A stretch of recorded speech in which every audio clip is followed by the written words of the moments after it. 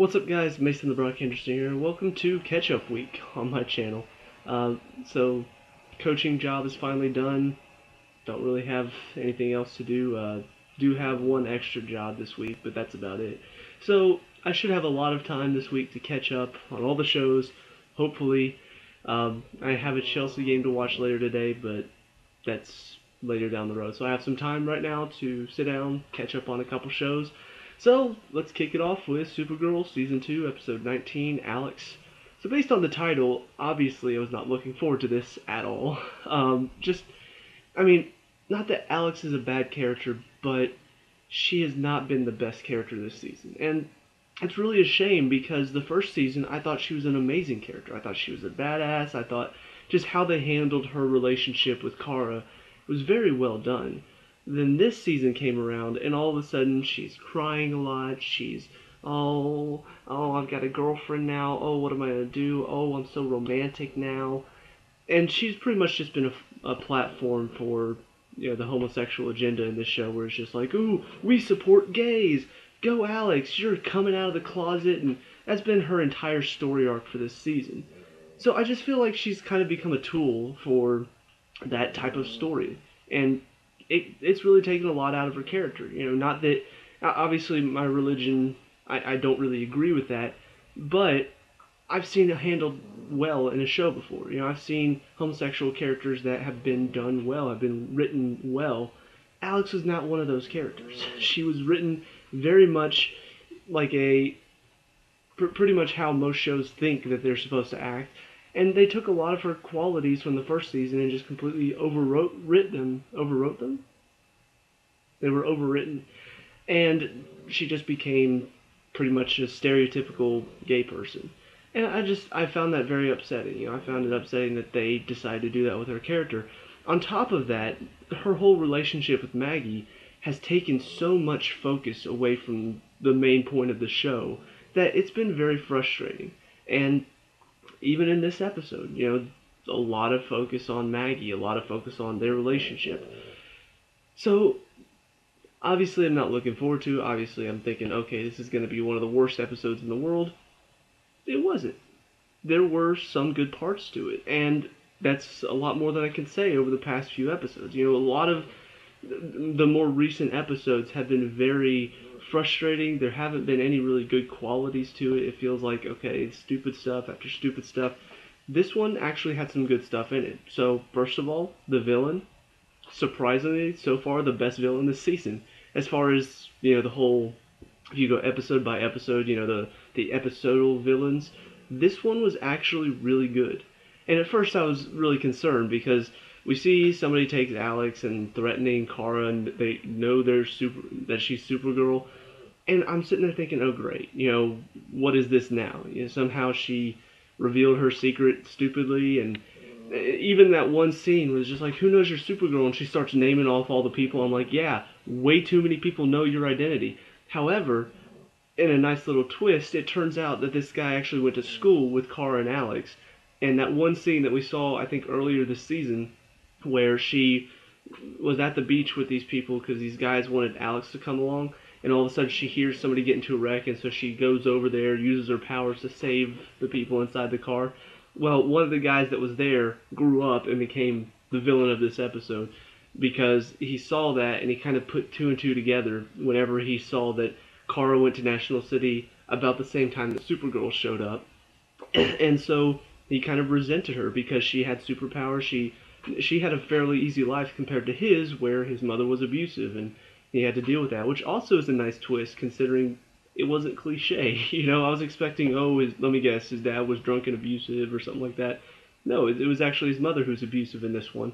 And so his dad takes him away from all that, but then his dad ends up in prison, so he thinks to himself, well, Supergirl can help get him out. And so he watches them, he studies them, and puts this whole plan in place to where it's a very well set plan.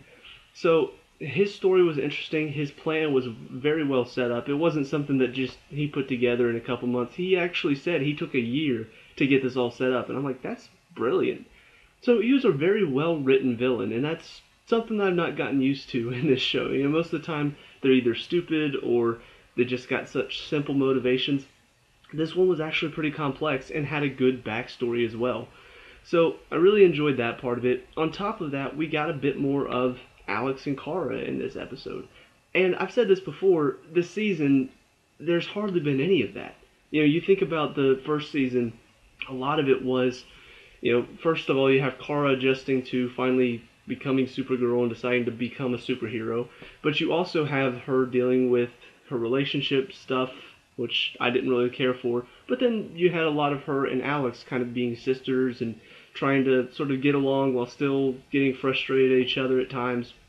This season, none of that. Maybe in the first couple episodes there was, but for the most part, there's hardly been any Kara and Alex stuff. It's mainly been Kara being Supergirl, and then she's dealing with Mon-El stuff. That's about it. And then for Alex, it's mainly just been her and Maggie and setting up the fact that she's gay, and that's been about it. So the fact that there was finally some more, I guess, sisterly love in this one was good. And it's something that I wish they had more of, because that is a relationship that they need to explore a bit more in depth. Because you've got Alex dealing with the fact that her father's still alive. What happens after all of that story is said and done? Her dad comes back into her life, but then all of a sudden he's working with Cadmus, but then all of a sudden he's being threatened by Cadmus, so he has to work with him. What happens at the end of all that? Well, Kara goes back to Mon-El to deal with her stuff, and then Alex goes back to Maggie to deal with her stuff. What? This is family, right? This is Alex's family. She should go deal with this with family. But instead she goes back to Maggie because the show wants to be all, oh, isn't this sweet? They're going back to the people that they care about. That's not realistic. And so we see in this one, Kara's doing anything she can to try to save Alex. Even if it is dumb at times, even if she is falling right into this guy's trap, she doesn't care because she's doing whatever it takes to save him, or save her from him. So I really enjoyed that side of it. However, despite these two really good things, there still are a lot of problems with this episode. And that shouldn't come as a surprise, because honestly, this show, I don't think, can do a perfect episode because there are way too many problems. But first of all, let's talk about how it ends, because this is probably... I find it dumb, but other people might not. So Maggie's going to get this guy's dad out of prison, which actually is pretty clever the way she set it all up. I don't know, just I guess because she was using some alien technology, which how did she steal it from the DEO? But despite that, it looked really cool. She set up like this little projection thing and then walked through it so the camera couldn't see past it. And then she uses stuff to blow out the cameras. Well, Kara shows up and we see Alex is like slowly, the water's filling and she's slowly running out of time. Well, she's talking to the dad and she somehow convinces him that, hey, your son is doing this and don't let him do this or else he'll cross the line and he'll never be able to return from it. And all I can think is, if this guy is anything like what we've seen from him and what the son said, he wouldn't care. He'd just be like, hey, my son's trying to get me out of jail? Awesome, I'm not going to tell you anything. And he's just going to get out and have the son tell him later. That would be it.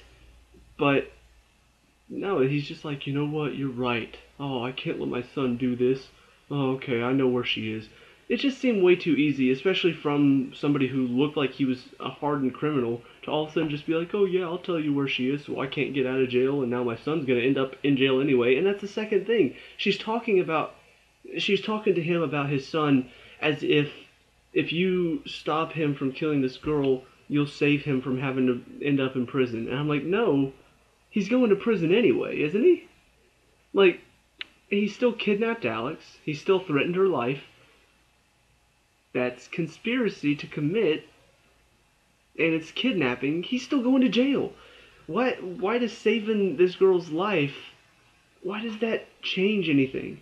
I don't know, maybe because he doesn't want him to become a murderer, but even then, just say, hey, if you take me to him right now, then you can have her back. But no, they don't. They just, okay, yeah, I'll tell you where she is. I don't want my son to become a murderer. It just seemed way too easy. Some people may look at that and say, oh, isn't that sweet? He cares about his son like that. But for me, because he is a hardened criminal, because he is somebody who probably wants out of jail after having been there for, I think, quite a few years, It just didn't seem right that he's just all of a sudden, oh yeah, I'll tell you exactly where she is. So that was frustrating. The way the episode begins was really frustrating because we see Maggie is outside of a bank and there are bank robbers inside. And so she's trying to talk them down. They've got hostages. Well, Supergirl flies in, saves the day. And then, of course, we have the whole Maggie gets upset because, oh, Supergirl's doing my job for me and I don't even have a point anymore. Here are a couple reasons why this is frustrating. One, normally this works where the police officer who's complaining about the vigilante doesn't know the identity of the vigilante. So normally it's a little bit more like they're actually expressing frustration at the vigilante in the presence of said vigilante without knowing. This one, she knows Kara's Supergirl, and she's just spouting all this stuff like, oh yeah, there's no point to police officers anyway.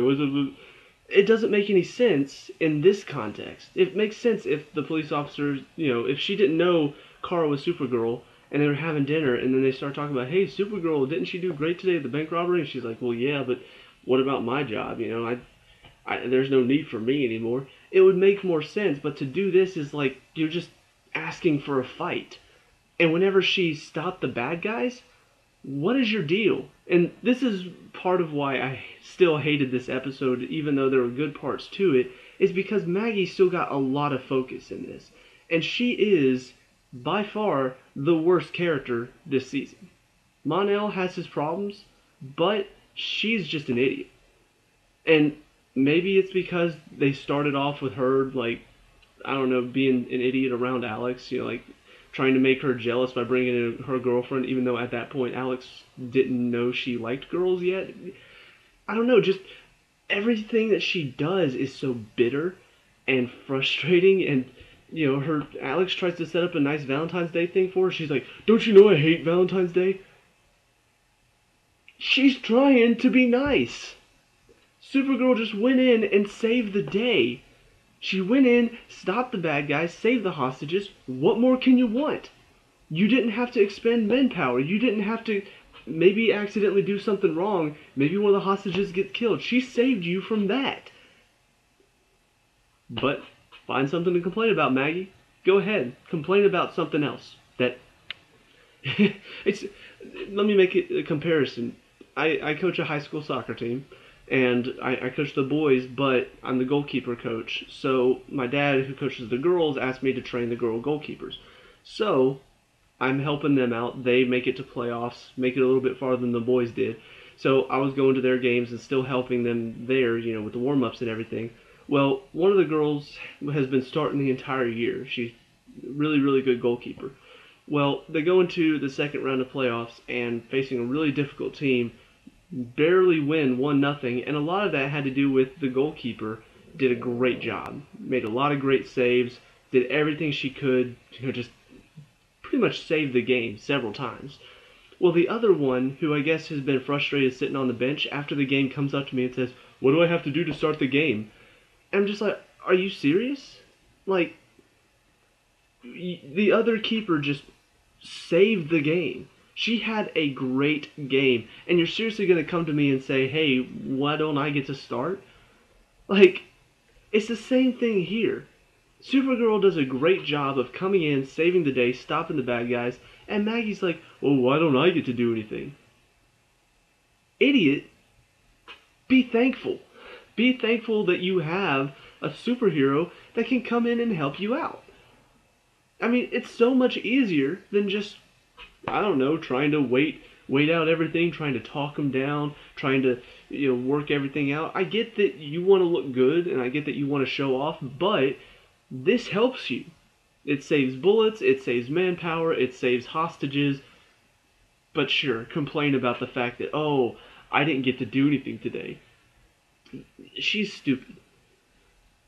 Going off of that, there was still a lot of Maggie and Alex focus in this. And, like I said, I enjoyed the fact that there was a bit of Alex and Kara getting to kind of experience that sisterly connection.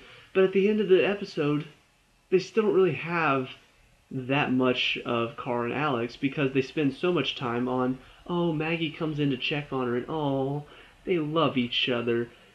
it feels like that was the main focus because that's the one that gets the focus at the end of the episode. You know, whenever Alex and Kara get to finally talk and hug, it's like everybody else is there too. So it's like, who really cares? Because we have the emotional moment, the moment where they're alone together, and it's like, oh, I love you, and oh, I love you too, and it's just like, I don't care about Maggie, so why do I care about their relationship? I don't. And it's just really, really frustrating that the show continues to focus on that the most. I mean, honestly, they've gotten more focus than Kara Mon-El. The main character of the show is getting less focus than her sister and her girlfriend. It's just, it doesn't make any sense. So that was really, really frustrating. Um, and I think that was there were a couple like minor things throughout the episode. You know, you have like just a couple moments of, okay, so Alex is trying to break out of prison, and they kept going to that. And the one does make sense because it shows her hooking her thing up to the camera and sending out a signal. Well, it turns out he rerouted the signal. So that scene did make sense, but then after that we cut to her for about 3 or 4 minutes, and she's trying to break out while the water's filling in. And here's the thing, I know that Supergirl is going to come in and save her. I know that she can't save herself. So why are you showing that? You know, it would be one thing if she actually managed to break out of that, but then ended up in another trap or something along those lines. But she's not. You just show her inevitably trying to, but not breaking out. And you just wasted a few minutes on that instead of showing us something else, you know, showing Supergirl doing something or, I don't know, anything else. It just feels like a waste of time. Like, if you wanted to show the water filling up and her, like, slowly dying, you know, that would be one thing. And they did that near the end. But before that, there were too many scenes of her stuck in the cell trying to break out. And it's just like, that doesn't feel needed. It doesn't feel like that means anything right now because I know she's not going to be able to break out. So, I don't know, just a couple of those scenes seemed wasted, but it wasn't that bad. It just something that bugged me a little. But ultimately, the final thing to talk about is something that I'm kind of on the fence about because, on the one hand, it was pretty good to see that our main plot is moving forward. And this is something, I can't remember if I said that in the last episode, but the main plot just doesn't feel like it's moving forward at all at times. It feels like they just kind of take a break from, oh, Cadmus, Alex's dad, Mon-El's parents, let's just push that to the side while we talk about this. Isn't this important? And most of the time it's not. But in this one, we do see, while all of this is going on, we see Mon-El's mom talking to Lena about something.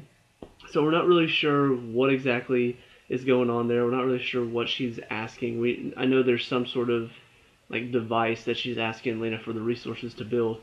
And the reason why I'm kind of on the fence about it is because while most of it was enjoyable, most of it was good to see the plot progressing, at the end of the episode we see that Lena calls Kara back to talk to her, and she apparently has decided to agree with Mon-El's mom and go with whatever plan that she's got going on.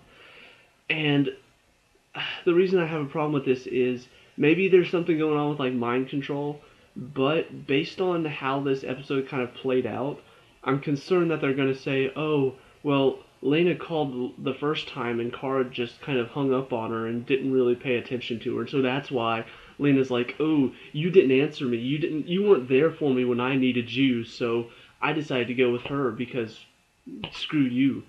If they decide to do that, it's going to be really dumb because Kara has something going on. She's like, I can't right now. They've shown that their friendship is pretty strong. So if they decide to go that route where she's like, oh, you didn't pay attention to me that one time, it's going to be really, really dumb. Now, that being said, they may not decide to do that, but that is why I'm on the fence, because I don't know what they're going to do with it yet. So it really does depend on where they decide to go with this. You know, if they decide to go with something clever, like maybe she's pretending to work with Mon-El's mom, but in secret she's got this whole plan in place to kind of shut her down, or maybe Mon-El's mom has mind control and that's how she's doing it, or maybe they just replaced Lena with a robot. I don't know. It'd be more interesting than, oh, you didn't answer my phone call, or you weren't there for me when I needed you. So I guess we'll see where that's going, but for now, I'm on the fence. I'm waiting to see where they're going to go with it. But all in all, I mean, like I said, there were good parts of this episode, and that's better than I can say of the last few. However, there are still a lot of problems. I mean, Maggie is still getting too much focus. I'm sorry, as a character, she's annoying as hell. She's she's like a little brat.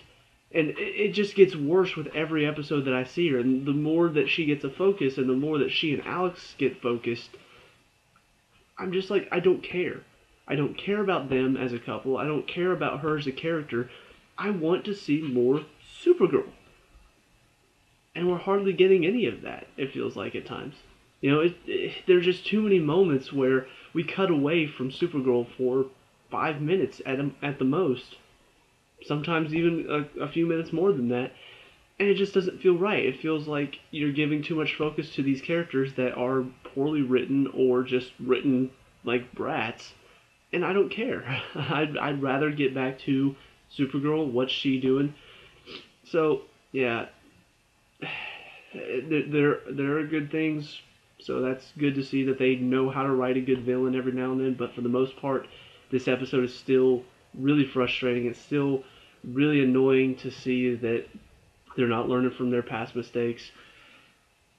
Fingers crossed that maybe it'll get better now that Mon-El's mom is showing up. So maybe the plot is going to get better. Maybe they'll start focusing on the main plot. But I don't have my hopes too high. So let me know what you guys think down in the comment section below. What did you like and dislike about this episode? Let me know. We can talk about and discuss all the good stuff. Leave a like and subscribe for future Supergirl reviews, and I'll see you at the next one. Peace out.